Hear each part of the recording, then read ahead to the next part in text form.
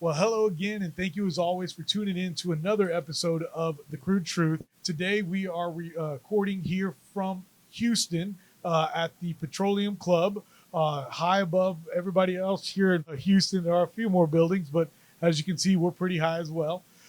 In 1901, at Spindletop Hill near Beaumont, the future of Texas changed dramatically as, like a fountain of fortune, thousands of barrels of oil burst from the earth towards the sky. Soon, Detroit would be cranking out Model Ts by the millions, and America was on the move, thanks to the black gold being produced in Texas. Now, more than a century later, the vehicles are different, but nothing else has truly changed. Sure, there may be many other alternative energy sources like wind and solar and electric. But let's be honest, America depends on oil and entrepreneurs, and if the USA is truly going to be independent, it has to know the crude truth. This episode is brought to you by LFS Chemistry. We are committed to being good stewards of the environment. We are providing the tools so you can be too. NAPE Expo, where deals happen.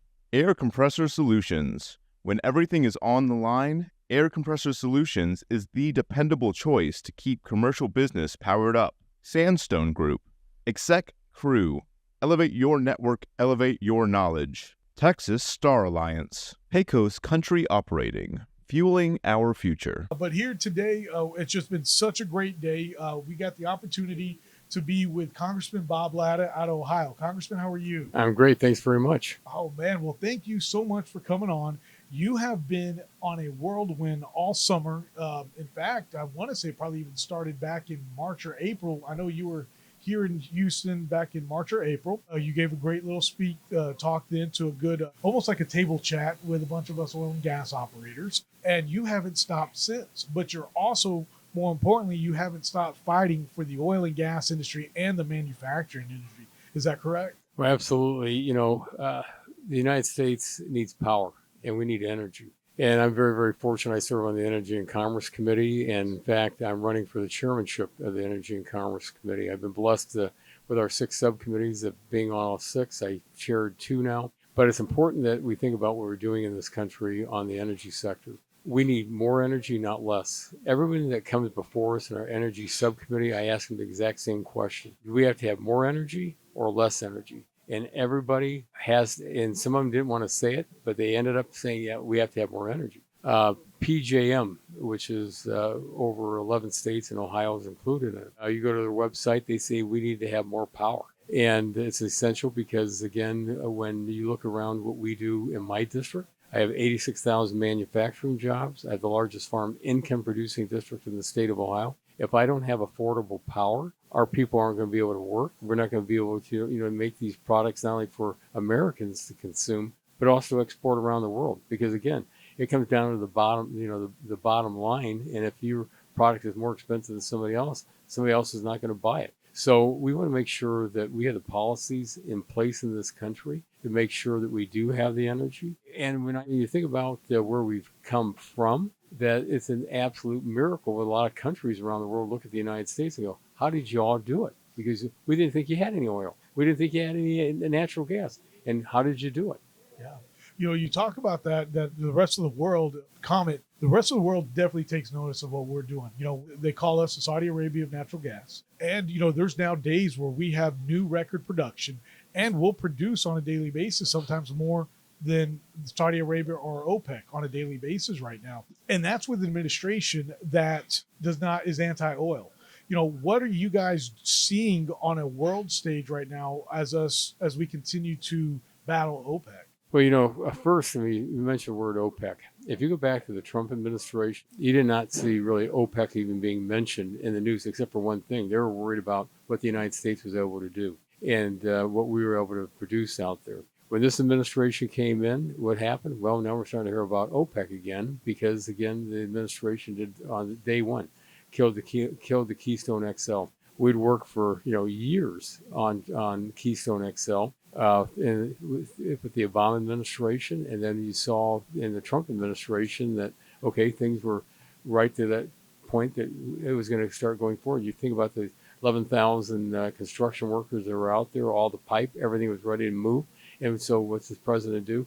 Kill something that had 830,000 barrels of product that would flow through it in a day. It's essential, I think, the American people understand this, because up where I'm from in northern Ohio, especially northwest Ohio, there's something called Line 5. Line 5 comes in from Canada, goes across the upper peninsula down through the lower peninsula, and that runs down to our refineries in Ohio and also a large refinery in Detroit. But again, with that line brings in 540,000 barrels of product a day. And you're seeing a Democrat governor and a Democrat attorney general up in Michigan, fighting to get rid of Line 5. And it's like, how are you going to replace that? And how is it going to affect our economy?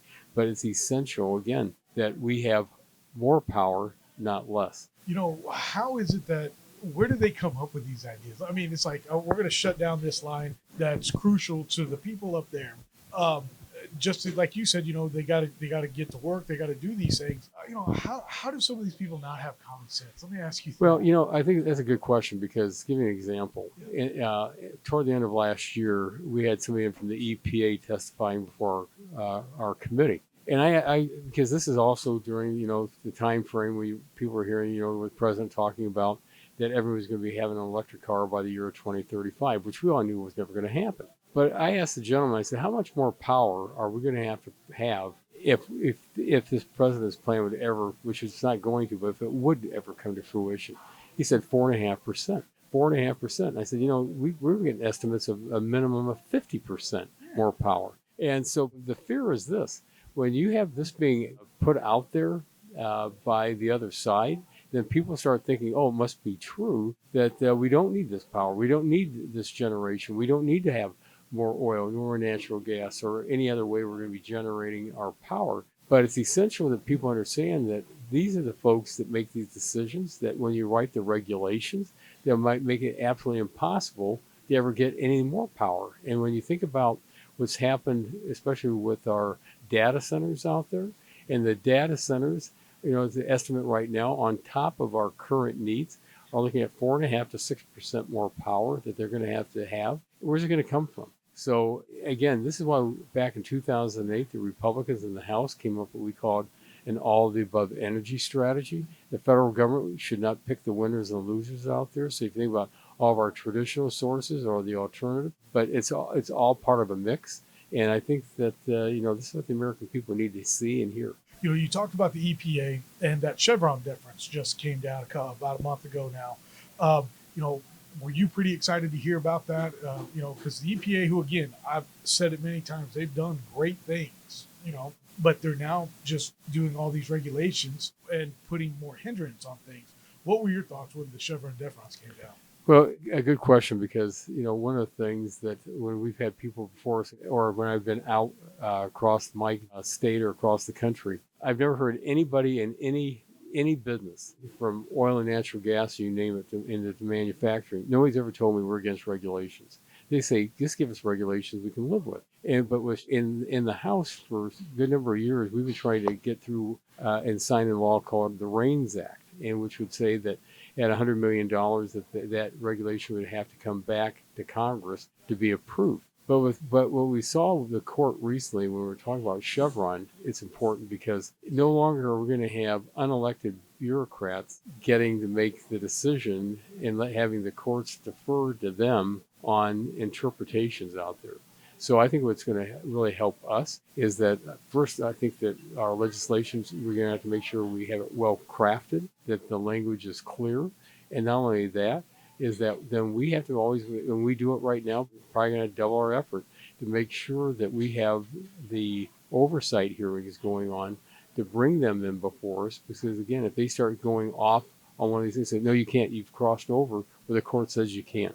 That's Congress on the legislative side that should be doing this, not on the executive branch side. I want to get back to the Energy and Commerce Committee as a whole. You all have been a part of that committee now for how many years? I went on 2010. Yeah. So you've been there now since, for almost 15 years. And so you've definitely seen changes. What is it about that committee that you really enjoyed, and why you want to become, be be the chair, I think it's called. Well, first of all, and to all deference to my other friends on other committees, it's the best committee. We sit because the other thing we have the broadest jurisdiction. You will never ever even think about getting bored serving on the Energy and Commerce Committee, because just think from energy, healthcare, telecommunications, environment. We used to get in the subcommittee we used to call Digital Commerce and Consumer Protection. We even had like the professional sports were within our purview. So you have such a broad jurisdiction, but you can get so much accomplished and so much done. The great thing about serving on the Energy and Commerce Committee is another factor is this. When you sit up on the dais, you're looking over the horizon literally 5 to 10 years for so many different folks and companies across this country. Because when you're talking to them in committee, you ask them where they think what they're going to be. So you don't want to enact legislation that then turns into a regulation that's going to put them and slow down where they're going to be. You want to make sure that they can keep advancing. You don't want them to be happy looking as they're driving down the road, looking in the back to the rear view mirror of the car instead of looking out that windshield way down the road as to where they're going to get. So it's talking and having these innovators in our committee that have done just spectacular things. And again, it comes down to on the energy side again, from going from famine to feast. And and here's the thing, I always have to tell people, always remember, it was always there. But because of these these folks that have figured it out, give them that law, give them that regulation to get out there to bring up that energy to make this country keep running and keep us ahead of the world. And the head of the world, that is something that I think is definitely our American ingenuity in anything has always kept us number one in the world. Right now, we're in another turning point. We're in another election season. And not Congressman, but JD Vance is now running as a vice president. And being from Ohio, a place that has many oil and gas jobs and manufacturing jobs, can you kind of jump on that and just share kind of your thoughts on JD Vance and where that goes? Well, we've been fortunate too in Ohio because, years ago, we used to produce a lot of oil in Northwest Ohio, especially. And of course, when that I probably a lot of it's still there. New technology, get in there and get things moving. We're starting to see some wells being drilled again. But when you think of our manufacturing sector and our reliance on that energy that's affordable, and I think that with JD on the ticket, he understands it. And one of the things that it's important that people always remember, Ohio is just not a manufacturing state; we're an agricultural state. That and with all of the different things that are be happening into the future, I think that when with President Trump, that one of the things I think he looked at was to get someone in there that came from a state that had all these things happening, but also have somebody with a lot of the same views on where this economy needs to go, and we need to keep growing this economy. You just don't ever say, well, we're done. No, you got to make sure that you keep, because someone's out there in the world that will always be your competitor that will try to take sectors away from you. And then you can't turn around and say, well, how'd that happen? And so it's making sure that, we keep moving in this country. You talk about sectors and things happening and people doing things. President Biden did that LNG export ban. How has that in your committee, what have y'all done to try to fight against that? And also, as now that we have a new running person, Vice President Harris is now running for president, how can you guys in the energy and commerce continue to allow America to drive if she was able to, become president? Well, we're not going to even think that's going to happen. But because again, when you think about this Green New Deal, and the about $80 trillion that they were talking about there. First of all, it's crazy that you're never going to get there. But again, we have to make sure that we point out their record, and that's a very important, because again, you've had a president that's done everything he possibly can to curtail the exploration and the production of energy into this country. And again, as I said, when I think about Line 5, which helps Michigan and Ohio, when I think about all of the different areas that this president has shut off for exploration, it's hurting us. And so I think that, again, what we have to do is just keep pointing it out time's getting short. I think people have to do this. They have to go out and tell their friends why it's, just don't listen to the news media. Just talk to your friends, but get the real facts out there. And those real facts are that if you want to see this country fall behind, just put the other team in instead of the Trump Vance. They are just, it really worries us. I got a question yesterday from somebody that's looking at oil and gas, and they go, well, can they shut you down tomorrow? And I always like to tell them no, because I think that's the truth. Because if somebody actually shut down the oil and gas industry tomorrow, the price of oil would skyrocket in America. Because, us as independents, we produce over 50% of the oil.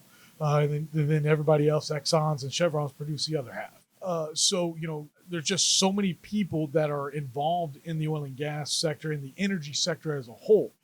And I mentioned that because of the grid and how much, natural gas and oil and coal all provide to the grid. And they want to transform that to electricity, but is our grid even ready for a full-blown overnight transfer to electricity? Yeah. I'm sorry, that's a terrible thing. Our grid is electric, but I guess what I'm saying is, how do I ask it? Because that was stupid.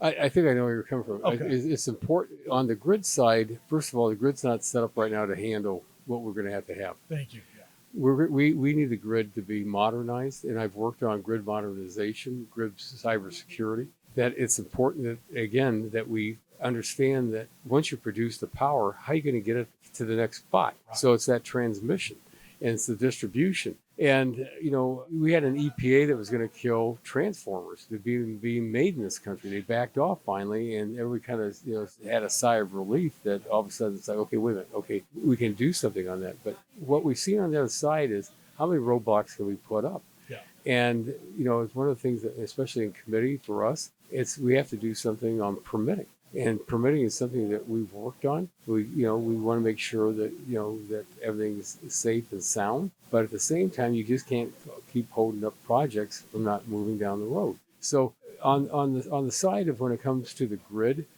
needs modernized. But when you look at the amount of additional power that needs to be put into the grid, it is not there. And everybody admits it. But if again, do we want to have people, in situations that, you're going to have to turn your lights out, or, we're going to have to, in certain areas, you've seen around the country, even this year, it's talking about, well, we might have to have rolling blackouts because we just won't be able to keep the lights on. That's not what we want to do. We want to make sure that not only do we have that energy, that energy goes into the grid to get to the ultimate consumer, be it either your small little store on the corner, a large factory, or a family's home. Well, I know, when you become chair, what are some of the things that you really want to work on as chair of the Energy and Commerce Committee? Well, on the energy side, right off the bat, it's making sure that we have the energy. Because, again, everything that we've seen, no matter who it's being reported from or coming out of some study, all say the same thing. We have to have more energy. And so how do we do that? Well, it's again, looking at all the above energy strategy. It's making sure that when somebody goes out to start, that they know they're not going to have the rug pulled out from underneath them. That once you start something, we want to make sure that they can continue. We want to make sure that on the on the transmission side, that we're modernizing the grid, because again, without that, it's impossible to move it. So it's you look across the entire area, but it's that the federal government does not pick winners and losers. There's something out there for everybody, but again, it's what the market is looking at, not the federal government. I'll always tell you that anytime the federal government's going to pick a winner and a loser, we are all going to lose. We're terrible at it, and plus the federal government, it's not the federal government's role to be doing that. That I feel like that's been one of your mantras since day one. It's like, hey, if they're going to pick winner and losers, we're all going to lose. And you are absolutely right. We got to let the market take its course. And also that I'm also an all above guy. Like, it's like we can use all forms of energy, electric, wind, solar, oil, gas, obviously. And, so there's definitely room for everybody at the table. Congressman, I cannot thank you enough for your time.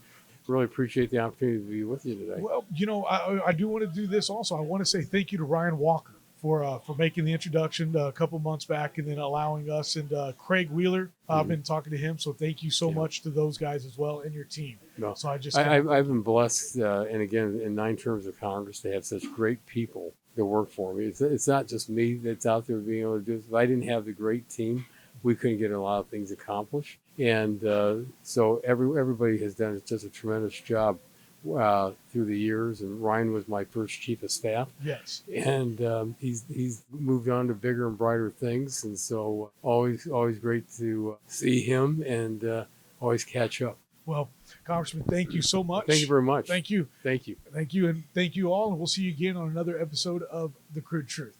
Again, the Crude Truth would like to thank today's sponsors: LFS Chemistry, NAPE Expo, Air Compressor Solutions, Sandstone Group, Exec Crew, Texas Star Alliance, Pecos Country Operating, and Real News Communication Network. The easiest way to start your own podcast and TV show?